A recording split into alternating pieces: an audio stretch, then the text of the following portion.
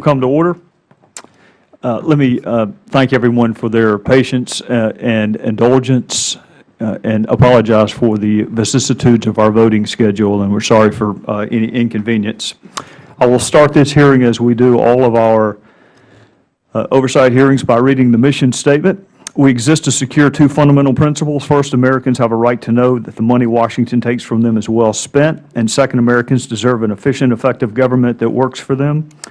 Our duty on the Oversight and Government Reform Committee is to protect these rights. Our solemn responsibility is to hold government accountable to taxpayers, because taxpayers have a right to know what they get from their government. We will work tirelessly in partnership with citizen watchdogs to deliver the facts to the American people and bring genuine reform to the federal bureaucracy. This is the mission of the Oversight and Government Reform Committee. If the witnesses would like, they can come to the table at this point.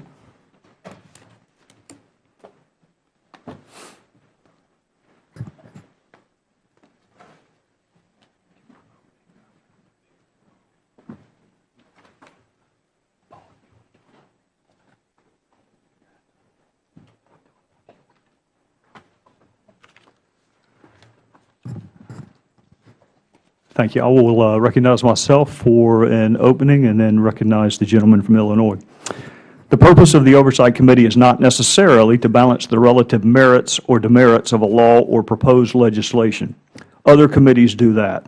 Our oversight is calculated to ensure trust and confidence in the institutions of government, to investigate areas that demand transparency and accountability. Our duty is to ask fair questions with an expectation of an honest and complete answer on behalf of the people we represent.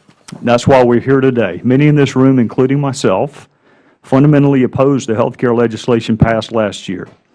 We have serious concerns with federal mandates on individual citizens and massive new government spending programs in such an austere fiscal environment. But those conversations are reserved for other forums. The current health care law was marketed to the American people as a means to provide high-quality health coverage options to every citizen in our country, while ensuring that those who like their current coverage can keep it. Over the past year, it has become abundantly clear that companies are having trouble complying with the new law. In order to escape the onerous burdens placed on businesses by this legislation, many of these companies have sought waivers from the Secretary for Health and Human Services with varying levels of success.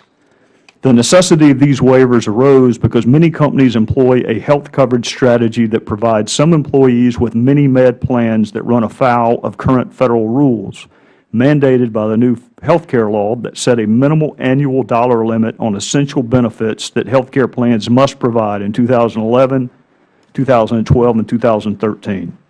Thus, the myth that if you like your current health care, you can keep it has been exposed for about 3 million employees.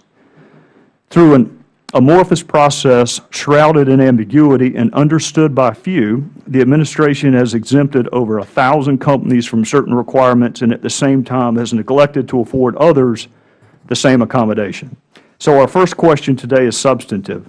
In light of over 1,000 companies requesting waivers from the burdens of this law, what did the President mean when he said, if you like your health insurance, you can keep it?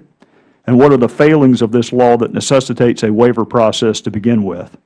Further, the entire waivers process is predicated on the ability of the Secretary to grant waivers in the first instance. However, this seemingly fundamental step, the statutory basis for waiving compliance with the law, appears to have been wholly neglected by the plain language of the statute. So what is the legal authority by which the Secretary can grant waivers? Where in the health care law does it specifically grant the Secretary the authority to waive compliance with the law? Congress all too often in recent memory has abdicated its lawmaking responsibilities to employees or appointees in the executive branch who are not elected and are not accountable via popular election to the American people. It is not Congress's job to simply pass big ideas and leave the details to another entity. And it is also not the job of agencies to invent statutory authority where none exist. However, the most important questions today concern the procedural aspects of this highly nebulous process.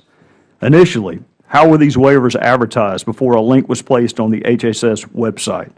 What was the process by which subsequent waivers were applied for, reviewed, accepted, denied, determined, and appealed? The American people expect open and honest answers to these legitimate questions. Waivers to the healthcare law have widespread implications that demand transparency and accountability from the Federal Government. In order for companies to compete on a level playing field, as is the custom in our country, they must know their burden of proof, the standards their applications will be evaluated by. They must know why certain companies' applications were accepted and others denied.